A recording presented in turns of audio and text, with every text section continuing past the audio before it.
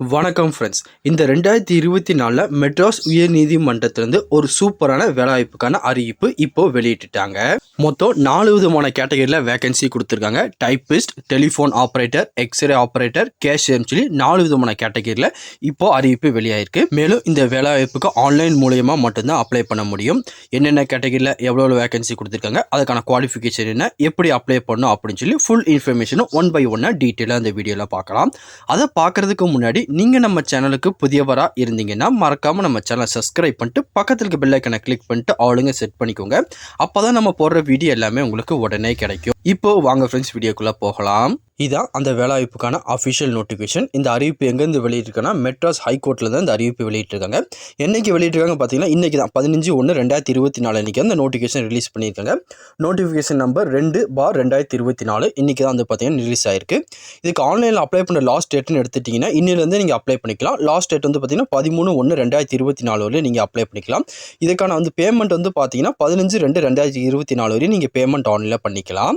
அதுக்கப்புறம் ப்ரோ இதுக்கான வேகன்சி என்ன ப்ரோ முதல்ல அதை சொல்லுங்க அப்படின்னு சொல்லி நிறைய பேர் கேட்பீங்க. ஃபர்ஸ்ட் வந்து பார்த்தீங்கன்னா நம்ம வேகன்சியை பார்த்துடலாம். முதல்ல டைப்பிஸ்ட் கொடுத்துருக்காங்க. இதுக்கு ஒரு 22 வேகன்சி கொடுத்துருக்காங்க. பேசிக் சேலரி உங்களுக்கு 20,000 ஆரம்பிக்கும். அதுக்கப்புறம் டெலிஃபோன் ஆப்ரேட்டர் கொடுத்துருக்காங்க. இதுக்கு ஒரு வேகன்சி கொடுத்துருக்காங்க. இதுக்கும் பேசிக் சேலரி 20,000 ஆரம்பிக்கும். அதுக்கப்புறம் கேஷியர் கொடுத்துருக்காங்க. இதுக்கு வந்து பார்த்தீங்கன்னா 2 வேகன்சி இருக்குது. இதுக்கும் பேசிக் சேலரி வந்து பார்த்தீங்கன்னா 20,000 இருக்கும். அதுக்கப்புறம் வந்து பார்த்தீங்கன்னா எக்ஸ்ரே ஆப்ரேட்டர் கொடுத்துருக்காங்க. இதுக்கு வந்து பார்த்தீங்கன்னா ஒரு 8 வேகன்சி இருக்குது. இதுக்கு பேசிக் சேலரி 17,000 உங்களுக்கு ஸ்டார்ட் ஆகுது. அதிகபட்சம் உங்களுக்கு 70,000 வரை சேலரி பர் மந்த் உங்களுக்கு கிடைக்கும்.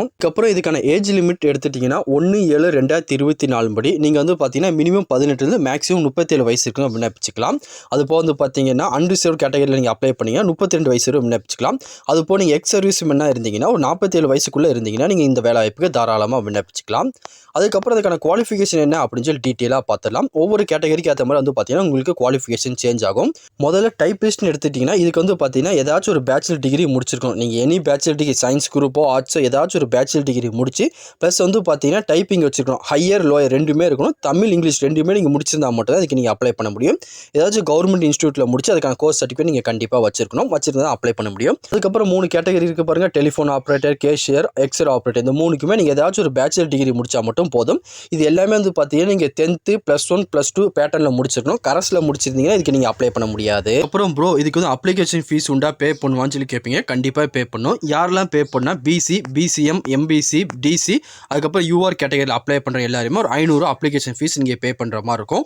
ஒவ்வொரு போஸ்ட்டுக்கு வந்து பார்த்தீங்கன்னா 500 ஃபீஸ் நீங்கள் பே பண்ணுற மாதிரி இருக்கும். நீங்கள் 2-3 போஸ்ட்டுக்கு அப்ளை பண்ண வரீங்களா தனித்தனியாக வந்து பார்த்தீங்கன்னா 500 நீங்கள் பேமெண்ட் பண்ணுற மாதிரி இருக்கும். அதை தவிர்த்துட்டு எஸ்சி, எஸ்சிஏ, எஸ்டி கேட்டகரியில் இருந்தால் உங்களுக்கு அப்ளிகேஷன் ஃபீஸ் எதுவுமே கிடையாது. அது மட்டும் இல்லாமல் பர்சனல் டிபிலிட்டி பர்சனுக்கு, டிஸ்ட்ரிபியூட்டிவ் கேட்டகரியில் இருந்தால் உங்களுக்கு அப்ளிகேஷன் ஃபீஸ் எதுவுமே கிடையாது.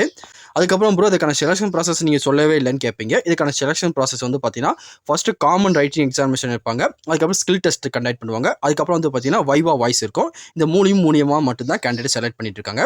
ஃபர்ஸ்ட் இதுக்கான எக்ஸாமினேஷன் பேட்டர்ன் வந்து பார்த்தீங்கன்னா part A Tamil eligibility test இருக்கும். அதுக்கப்புறம் வந்து பார்த்தீங்கன்னா பார்ட் B மெயின் எக்ஸாமினேஷன் வந்து பார்த்தீங்கன்னா உங்களுக்கு கண்டக்ட் பண்ணுவாங்க.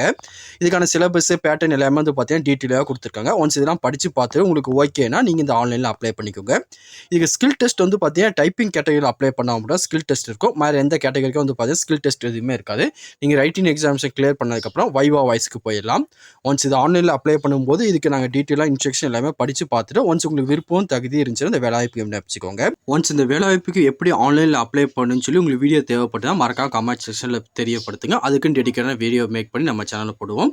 வேறு எது பற்றி டவுட் இருந்தாலும் கீழே கமெண்ட் செக்ஷன் தெரிவிங்க. கண்டிப்பாக உங்களுக்கு கிளியர் பண்ணி தரேன். இந்த பதிவு கண்டிப்பாக உங்களுக்கு பயனுள்ளதாக இருக்கும்னு நினைக்கிறேன். தெரியாதவங்க ஃப்ரெண்ட்ஸ்க்கு இந்த வீடியோ ஷேர் பண்ணுங்கள். பிடிச்சிருந்தா லைக் பண்ணுங்கள். அடுத்த ஒரு வீடியோ சந்திக்கலாம். Thank you and bye bye friends.